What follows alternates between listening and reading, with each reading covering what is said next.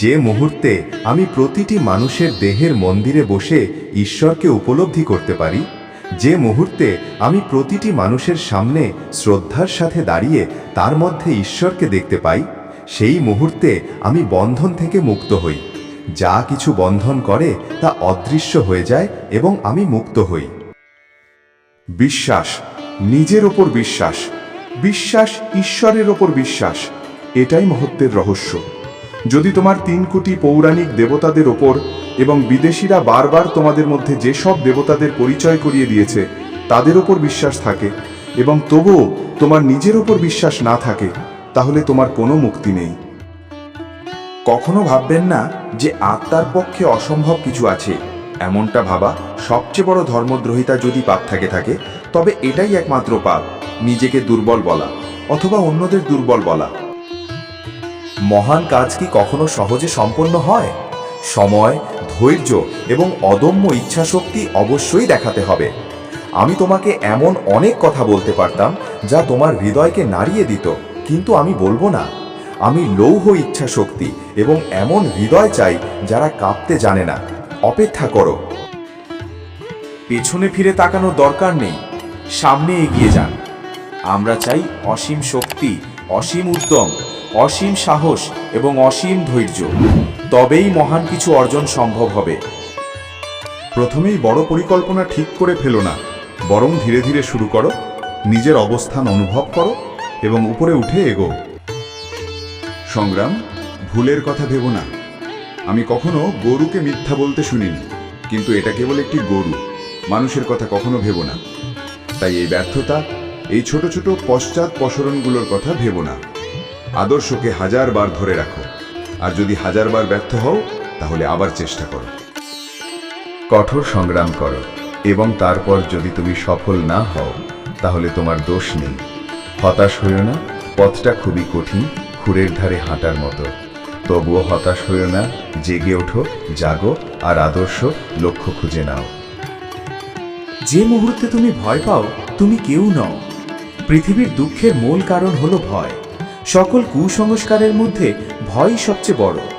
এই ভয় আমাদের দুঃখের কারণ, আর ভয়হীনতায় এক মুহূর্তের মধ্যেই স্বর্গ এনে দেয়।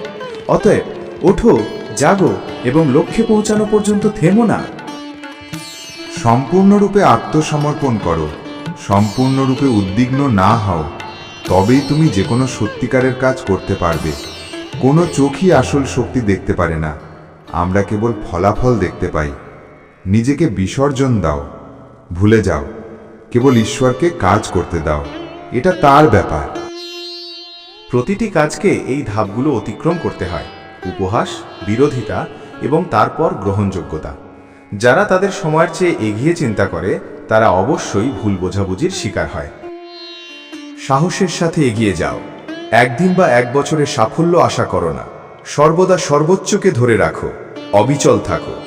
ঈর্ষা এবং স্বার্থপরতা এগিয়ে চলো। সত্য, মানবতা এবং তোমার দেশের প্রতি বাধ্য এবং চিরকাল বিশ্বস্ত থাকো।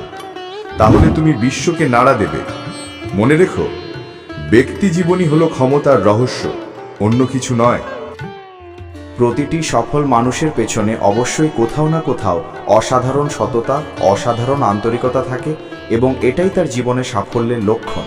তিনি হয়তো পুরোপুরি নিঃস্বার্থ ছিলেন না, তবুও তিনি এর দিকে ঝুঁকছিলেন। যদি তিনি পুরোপুরি নিঃস্বার্থ হতেন তাহলে তার সাফল্য বুদ্ধ বা খ্রিস্টের সাফল্যের মতোই হতো। নিঃস্বার্থতার মাত্রা সর্বত্র সাফল্যের মাত্রা চিহ্নিত করে। সাহসের সাথে এগিয়ে যাও।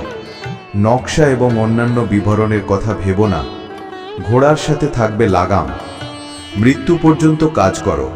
আমি তোমার সাথে আছি এবং যখন আমি চলে যাব তখন আমার আত্মা তোমার সাথে কাজ করবে। এই জীবন আসে এবং যায়। সম্পদ, খ্যাতি, আনন্দ কেবল কয়েক দিনের। পার্থিব পোকার মতো মারা যাওয়ার চেয়ে সত্য প্রচার করে কর্তব্যের ময়দানে মারা যাওয়া অনেক ভালো, অনেক ভালো। এগিয়ে যাও।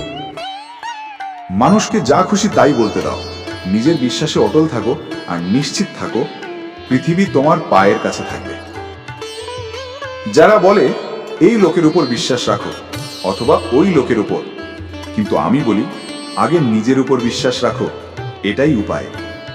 নিজের উপর বিশ্বাস রাখো, সমস্ত শক্তি তোমার মধ্যে। সচেতন থাকো এবং তা বিয়ে করে আনো। বলো, আমি সব কিছু করতে পারি। প্রতিটি কাজ সফল হওয়ার আগে শত শত সমস্যার মধ্য দিয়ে যেতে হয়। যারা অধ্যবসায় তারা শীঘ্রই আলো দেখতে পাবে।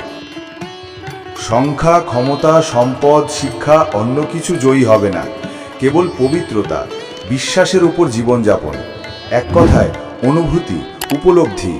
প্রতিটি দেশে এমন 1 ডজন সিংহ আত্মা থাকুক যারা তাদের নিজস্ব বন্ধন ছিন্ন করেছে, যারা অসীমকে স্পর্শ করেছে, যাদের সম্পূর্ণ আত্মা ব্রহ্মে চলে গেছে, যারা সম্পদ, ক্ষমতা বা খ্যাতির পরোয়া করে না এবং এগুলি বিশ্বকে নাড়া দেওয়ার জন্য যথেষ্ট হবে। আসুন আমরা নাম, খ্যাতি বা অন্যের ওপর কর্তৃত্বের আকাঙ্ক্ষা ছাড়াই কাজ করি। আসুন আমরা কাম, লাভের লোভ এবং ক্রোধের ত্রিবন্ধন থেকে মুক্ত হই এবং সত্য আমাদের সাথেই আছে। টাকা পয়সা সব নিজেরাই আসবে। আমরা মানুষ চাই, টাকা নয়। মানুষই সব কিছু বানায়। টাকা কি করতে পারে? আমার জীবনে আমি যে সবচেয়ে বড় শিক্ষা পেয়েছি তার মধ্যে একটি হলো কাজের উপায়ের প্রতি যতটা মনোযোগ দেওয়া, তার লক্ষ্যের প্রতিও ততটা মনোযোগ দেওয়া। এবং আমার মনে হয় সাফল্যের সমস্ত রহস্য এখানেই নিহিত। লক্ষ্যের প্রতি যতটা মনোযোগ দেওয়া, ততটাই উপায়ের প্রতিও। আমার সাহসী ছেলেরা, ধৈর্য ধরো। আমরা সবেমাত্র শুরু করেছি। কখনো হতাশ হয়েও না, কখনো যথেষ্ট বলো না। সাহসী হৃদয়, পরিশ্রম করো, ব্যর্থ হয়েও না। না বলো না, পরিশ্রম করো।